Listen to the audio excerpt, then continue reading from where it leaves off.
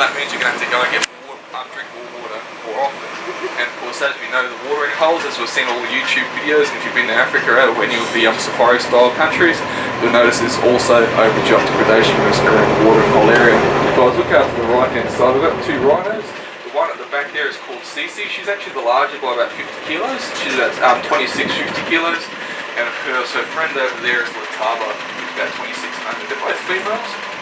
I want you to take note that, of course, what they're doing right now, they're basically the boss of the area. There's no doubt at all. People say lions are the king of the jungle. No, it's rhinos for sure.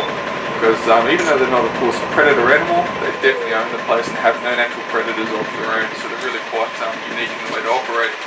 I want you to think of a few things when you look at our rhinos.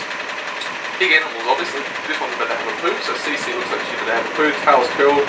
That can either mean she's going to have a poo or she doesn't like the situation. But I'm guessing the way she's going right now, no, that just means she's a little bit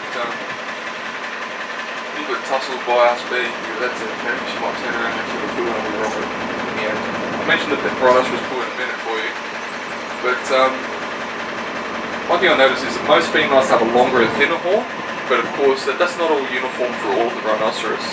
Basically they modify their horn how they please. If you look at Lataba at the back there, you see a little bit hanging off the side of the horn, and you'll know, oh, here we go, they're going to have poo there. No, read that wrong. But their actually horn is actually made out of hair, so it's actually a modified hair. It's known as, of course, keratin. Now, two things about keratin.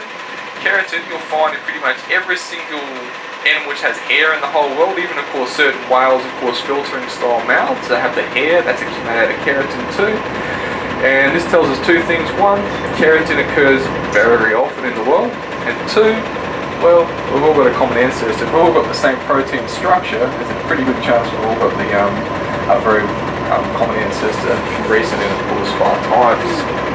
That's a good argument to use if you're pro. But the other thing about the horn, unfortunately, is that's the reason why the rhinoceros is declining in the wild by human, of course, conflict with certain people in China, and increasingly going to be, of course, demand in Vietnam as well. It means this animal's actually dying because people want to take that horn, inhumanely, of course, and of course they believe it has medicinal qualities. If it doesn't, you can chew your fingernails, it'll have the same effect. There's the ostrich up on the right hand side, two males again. They are of course a close relative to the emu, but one thing our emu has, a lot of things our emus have different to these guys, but one of the main things is these guys have a very long feather, very easily, very, should I say, manipulable feathers so they can